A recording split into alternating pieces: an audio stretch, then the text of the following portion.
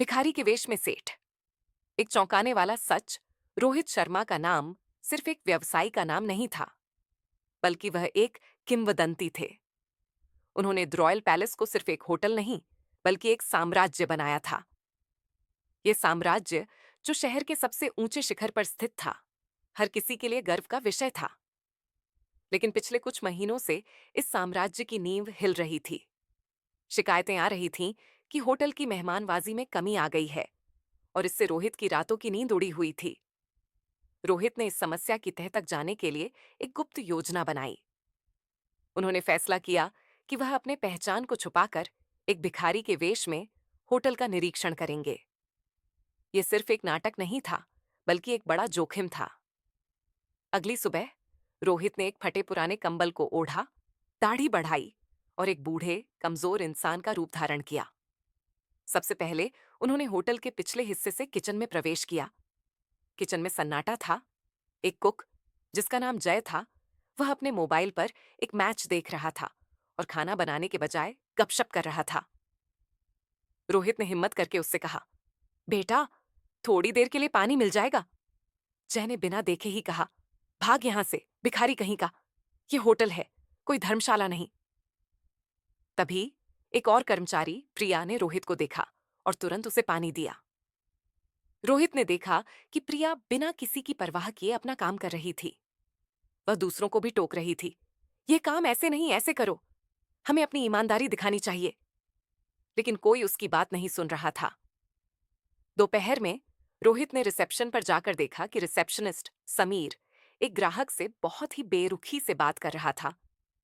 जब ग्राहक ने उसे होटल की धीमी सेवा के बारे में बताया, तो समीर ने आंखें मटकाते हुए कहा, अगर आपको कोई समस्या है तो आप किसी और होटल में जा सकते हैं। यह देखकर रोहित का गुस्सा बढ़ गया, लेकिन उन्होंने खुद को शांत रखा।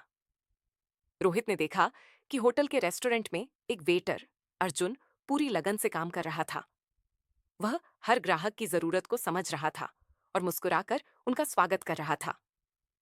रोहित ने अर्जुन से कहा, बेटा, मुझे बहुत भूख लगी है, क्या तुम मुझे खाना खिला सकते हो? अर्जुन ने न केवल उन्हें गर्मा गर्म खाना खिलाया, बल्कि उनसे यह भी पूछा, क्या आप ठीक हैं? कुछ और चाहिए तो बता दीजिएगा।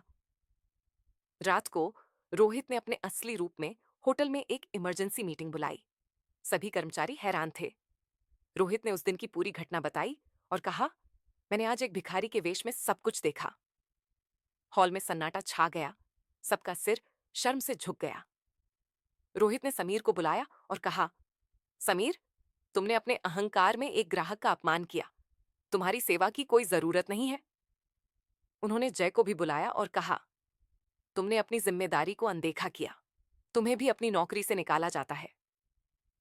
फिर रोहित ने प्रिया का नाम लिया। प्रिया ने डरते हुए कहा, सर, मैंने कुछ नहीं किया। रोहित ने मुस्कुराते हुए कहा, प्रिया, तुम अकेली थी जो अपनी ईमानदारी से काम कर रही थी। तुम आज से हमारी हेड सुपरवाइजर बनोगी। और फिर रोहित ने अर्जुन को बुलाया। अर्जुन को लगा कि उसने शायद भिखारी को खाना खिलाकर कोई गलती की है, लेकिन रोहित ने मुस्कुराते हुए कहा, अर्जुन, तुमने इंसानियत दिखाई है। आज से तुम हमारे होटल के चीफ ऑपरेशंस मैनेजर हो। लेकिन कहानी यहां खत्म नहीं होती। रोहित ने एक लिफाफा निकाला और कहा, लेकिन इस कहानी में एक और किरदार था, जो भिखारी नहीं था, बल्कि एक जासूस था। उन्होंने एक महिला को स्टेज पर बुलाया, जो एक साधारण सी सफाई कर्मचारी के वेश में थी। रोहित ने कहा, यह सिर्फ एक सफाई कर्मचारी नहीं, बल्कि एक प्राइवेट जासूस है। इसने सभी कर्मचारियों की रिकॉर्डिंग की है। हमने 1 महीने तक आप सबका काम देखा। सब लोग हैरान थे। रोहित ने मुस्कुराते हुए कहा, मैंने यह सब इसलिए किया क्योंकि मुझे अपने होटल का नाम बचाना था। और अब मैं यह कह सकता हूं कि मेरा होटल सबसे अच्छा है, क्योंकि यहां अर्जुन और प्रिया जैसे लोग काम करते हैं। इस कहानी का अंत सबको चौंका गया, और यह एक ऐसा सबक था जिसे कोई नहीं भूल पाएगा। मेहनत और ईमानदारी हमेशा जीतती है, और ईमानदारी से बड़ा कोई धन नहीं होता। कहानी अच्छा लगा तो प्लीज़ लाइक और सब्सक्राइब और चैनल को दोस्तों के साथ शेयर ज़रूर करें।